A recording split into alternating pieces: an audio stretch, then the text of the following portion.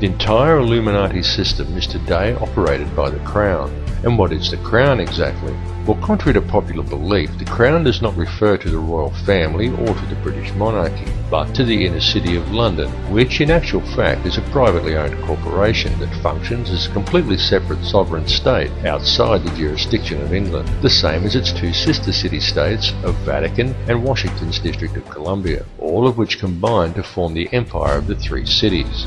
Most people are completely unaware that when they swear allegiance to the Crown, they are actually swearing allegiance to this private corporate empire owned by the 13 Illuminati families. These are the very same private individuals who also indirectly own and operate the World Bank. And what does the World Bank do exactly? Well, apart from other things like control global oil prices, it lends money to whole countries by supplying each country's Federal Reserve Bank, and then it collects interest on these loans, which is paid by taxing the labour of the peoples of each country. Now let me just run that by you again so you clearly understand how this works. If you live in a country that has a Federal Reserve Bank, then the World Bank, a privately run company that is able to legally create money from thin air, is who supplies your country with money at interest. And you, as the individual, is required to pay a tax on your labour to pay off the interest on the government's loan from this private bank. Many people are duped into believing that their taxes pay for infrastructure, and without taxes there would be no roads and no schools and the country would fall apart. But this is completely untrue. The government has the legal right to coin its own money and control its value, but it does not. It borrows money from a private bank and uses this bank loan to pay for infrastructure, and then you are taxed in order to pay off the interest on the loan. Interest which, from a business perspective, is pure profit for the international banksters. However you choose to look at things, one thing must be clearly understood, and that is that each person in the Western world who has a job is forced every year to give away approximately 3 months' worth of wages in taxes, and that tax money goes directly into the pockets of the private individuals who own and run the World Bank. It's one big privately run scam.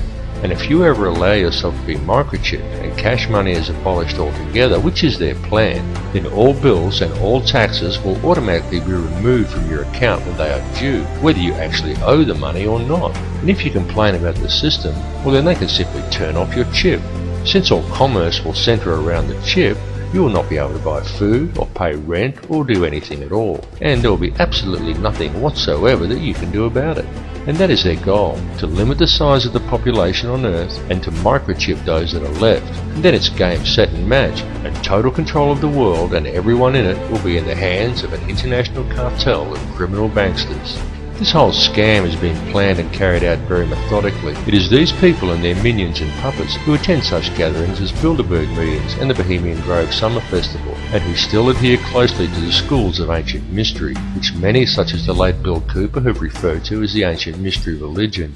However, it is more a mechanism of control designed to reach an ultimate goal than a religion. Though steeped in ritual and what many would term black magic, it is simply a system.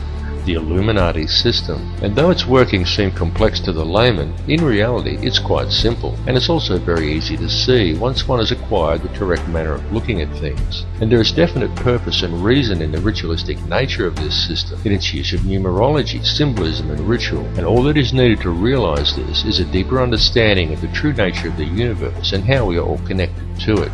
However, this film directs its focus on the system itself, and a key to this system functioning, which is through covert control of the money supply by very few people. It is crucial that people become aware of this issue because the methods by which society could free itself from this system of control are also very simple. Once a person has gained an understanding of the true realities of this world we live in, and this is not as difficult a task as you may at first think, because due to its complexities, the illusion the elite have created that most perceive as reality is a very fragile one. It is fragile because it is not reality. The reality is that the world does not have to be this way at all. It does not have to be heading in the direction that it is heading. People do not have to live in a never-ending sea of self-generating debt. Wars do not have to be fought, and children do not have to starve.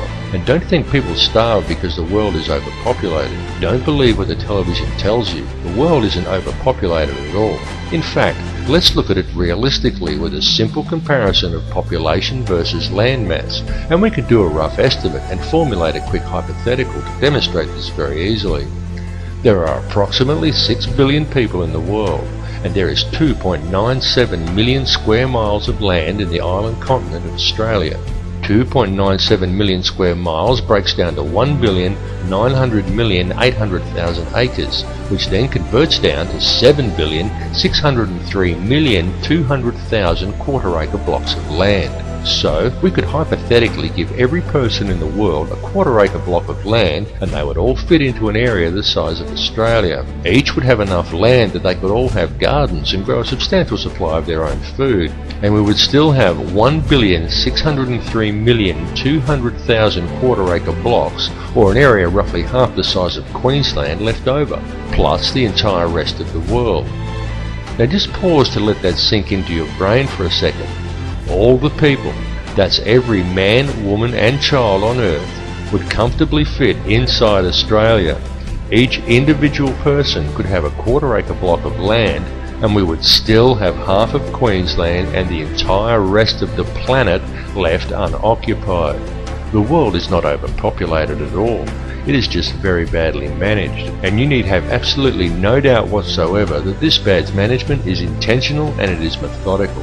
It would, however, be very simple to fix things, and all that is required is for people to wake up to how much they are being lied to and how much they are being scammed. And this goes for everyone. People really need to gain an understanding of how this system actually works, because this bad management is crippling the world and it is crippling the people. The methods that are used to do this become truly transparent once a person has gained a clear enough vision to see it, and people really do need to open their eyes and see it right now, because now that the world has been made smaller, and now that all the resources have been discovered and there are no frontiers left to conquer, the criminal elite intend to carry out a mass depopulation of this world. And their plan to do this is well underway.